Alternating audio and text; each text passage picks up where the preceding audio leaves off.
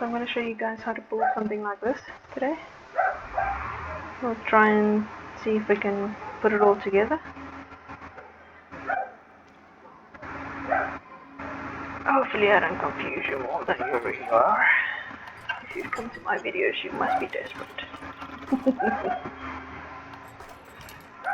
Okay, so we'll start with the transport. The adventure 4x4 and I'll show you guys how to put it all together.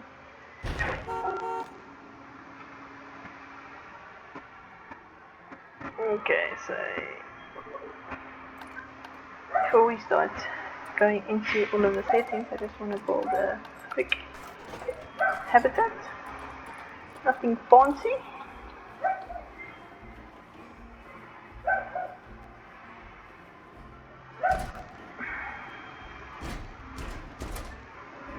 You can build your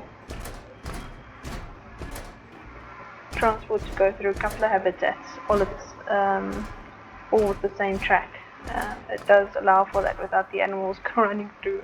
I don't know how they work that out, but apparently the animals can't run through. They're too stupid to figure out that they can run through from one habitat to the next. So I had at one stage had ostriches and wild dogs right next to each other, and no one died. Very disappointing.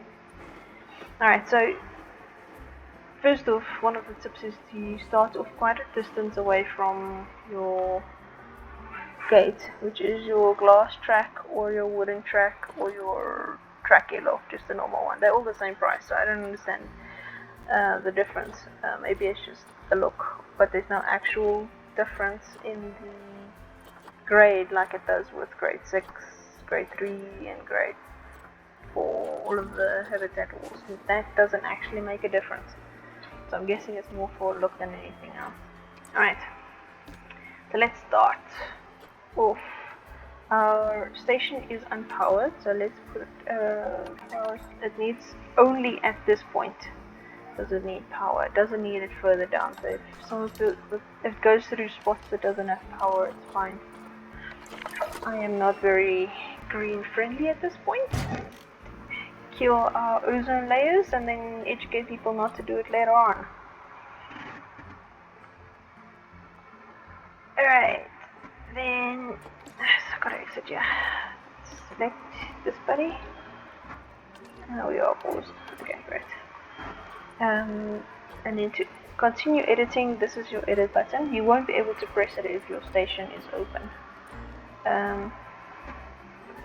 Cannot open as the ride is untested, so it won't open either if it's untested as well. So let's edit the track, continue on from where we were. So you get these nice 4 buttons. This one makes it longer or shorter. This one angles it. This one moves it up or down. So you can even go underground if you want to build some tunnels. I haven't really done it, but I'm going to keep it to the point. And then let's start putting it down. You'll see, the closer you get, there's going to be a button that activates it. If that button doesn't activate it when you get closer to it, see like that there. Sometimes if you're too close to it, it won't activate.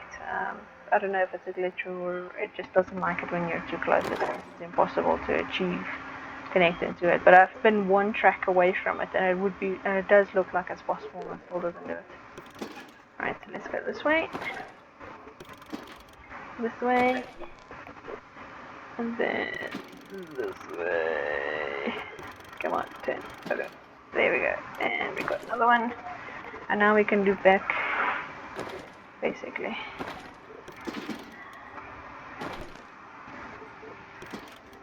Make it nice and pretty. Nah, because I'm such a creative person. So creative.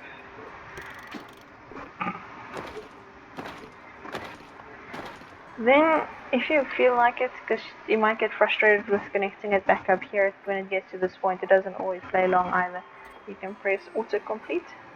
It'll tell you how much it's going to cost to autocomplete, and it does it so nicely. Look, it's so pretty. It doesn't always do it this pretty, which is why I don't always enjoy using autocompletes from such a far distance. And that is your track. So let's start the test run. Let's see if it runs.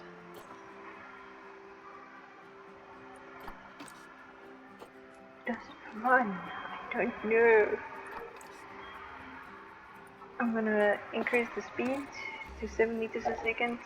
You can play around with this when you start queuing up with people to get the speed accurate so the cars don't pile up, and you can edit the amount of vehicles to it. So it tells me there's a problem, riders more issues, check that the track is in a loop and stations are connected. And what they mean by stations are connected is that you need to have your entrance and your exits connected. So I am going to just get to the road here quickly. Let's make it 7. Apologize to the dog.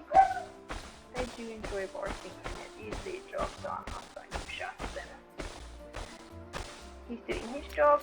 I'm clearly not doing mine by playing this game, so I can't shout at him for actually doing his job and I'm not doing mine.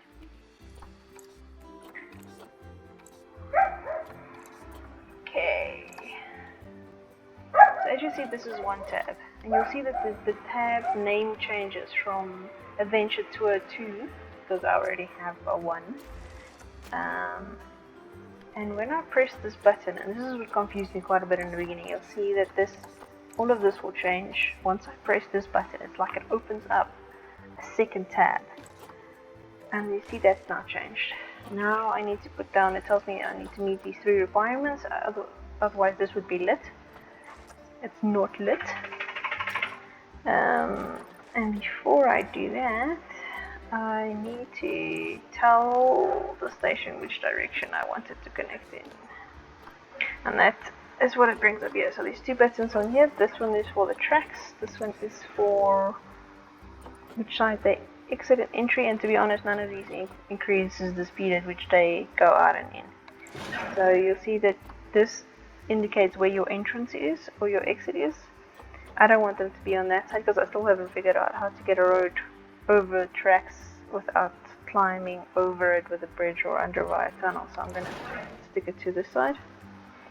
So everybody exits and enters from the side. Then I'm going to exit again. Okay, so just to point out again, you'll see the settings here is different.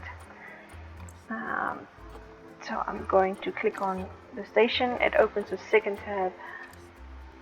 Place the entrance, and now it looks like nothing has happened. That's because you need to actually be on here. It took me a whole 4 hours at 12 o'clock at night to figure this out, that you need to bring your mouse down. It's amazing what a lack of sleep can do to you. See, now it's ticked. You've met that one condition. Second condition is the exit. And now to connect the path. So when you click connect path, it opens the queuing path, because people need to queue to get on. They can't just rush it like they do in general. In reality, people in the planet do have manners. And you'll see now that this nice little things are red, which means that they are closed. If you press it onto testing, there it's on testing now, and if you press it on open, yeah, that's closed, sorry. Open, there it's open, and then it'll have a nice little animation to tell you, woo, congratulations, you've opened it up. Someone automatically stands here to tell people to behave themselves and queue properly. Nope. Just make a way for people to disappear out of. It doesn't like to be connected so close. Fine, be like that. I'll make them walk the extra distance. Alright. So now the conditions are met. You can open. It is open. But I'm going to just do a test run. But there's a couple of settings that you might want to play around with, especially here. Your load, I always say about 3/4 full. I don't know if it's American 3/4 or European 3/4. There's always a difference in load there. And then you don't want them to block the entrance. So if you select this, what will happen is if you have more than one truck, which I'll show you how to do just now, it will sometimes take off when the second truck arrives without actually loading people. So I always leave this off. But if you want to, you can put it on, and it should take off in a bit. Let's press play. take off. Tack. And it tacks. Yay, so pretty. Alright, I don't have time to sit and watch it go around and around and around. I've already messed around with your time long enough. So if you close this and you tap on it again, I want to show you something. Once it's open, there's a couple of features that are no longer available. The number of vehicles is one of them. You will not be able to change the number of vehicles. You have to switch it off, which is quite a bit of a pain because then all of the people in the queue disappears and they all of a sudden they jump from this to this road. It's magical. Teleportation is amazing in Planet 2. So you can now add as many carts as you want and then open it up again and they should start taking off any minute. There we go, because they won't wait. Whenever a cart's behind it, it'll take off. It won't block the road. This is what I mean by if there's people there, it won't load the people, it'll drop them off, so you'll have a lot of empty carts, which is why I don't keep that option on. Again, this one feature confuses the hell out of me. I don't know why they did it like this. But to get to changing the monopoly that they use in this, the heckin' dollars, which is currently unlimited, you've got to go to open station and you'll be able to change it here once you're in there. It's a whole different tab and you can make it, if you increase the price, the amount of people that will enjoy or go to the ride will decrease if you want to keep the queue down. But I mean, I haven't had much people complain if the queue is this long. However, if you're going to make it loop like some people have done in their previous video, which was hilarious, I might add, they are going to get very upset and grumpy. Understandably, I hate that from the zoo as well, if I have to stand in queue. And then you can change your mechanic. Yearly is more than enough to service it. You can change your loading times, your waiting time, maximum to waiting time, and then they don't block, which means it'll stand here until it is loaded. And that is it for me. Hick and goodbye.